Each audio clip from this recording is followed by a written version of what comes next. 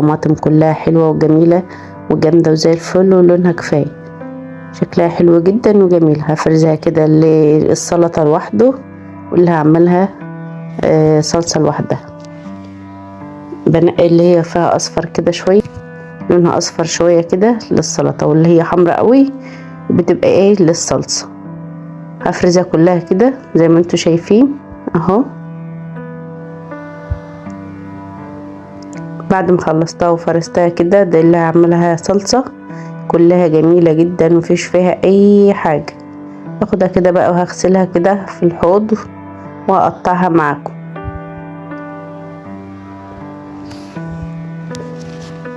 انا بحب اجيب الحاجة نظيفة من الاساس علشان ما تهدرش معايا كتير.